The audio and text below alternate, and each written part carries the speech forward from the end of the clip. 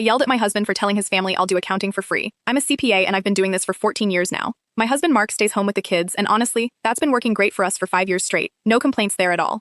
But then, about 3 months ago, something changed. Mark joined this new dad group at the recreation center, and suddenly, every single one of his buddies had financial problems. First, it was his friend Anthony who needed his taxes fixed. Then it was someone named Marcus with a payroll issue.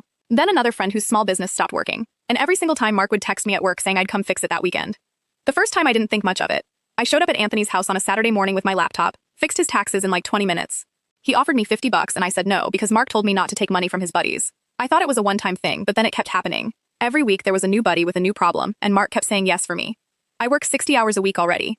I leave the house at 6 o'clock in the morning, and sometimes don't get back until 7 at night. I'm exhausted. My head hurts, my eyes hurt. The last thing I want to do on my day off is more accounting. I tried talking to Mark about it multiple times. The first time I brought it up, he laughed and said I was being dramatic. Said it's just helping people out, and isn't that what buddies do? I told him these aren't my buddies. They're his buddies, and I don't even know most of them. He rolled his eyes and changed the subject.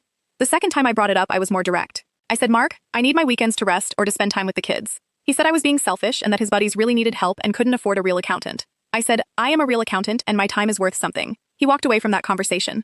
The third time I tried talking about it, he actually got mad at me, said I was embarrassing him in front of his buddies, said they all think I'm this great smart girl who helps everyone out and now I want to ruin that. I said, I never signed up to be the neighborhood free accountant. He told me I was making a big deal out of nothing.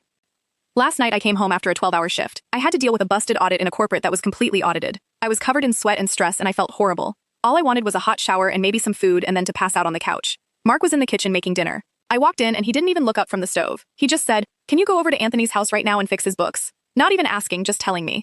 Something in me snapped. I said, absolutely not. Mark turned around looking confused. He said, what do you mean no? I said, I mean no, I'm not going. I'm tired. I just worked 12 hours and I'm not doing free accounting for your buddies anymore. He got this annoyed look on his face. Said I already told Anthony you'd be there tonight. Said Anthony is expecting me and I'm going to make him look like a liar. I said that's not my problem. You shouldn't have promised something without asking me first.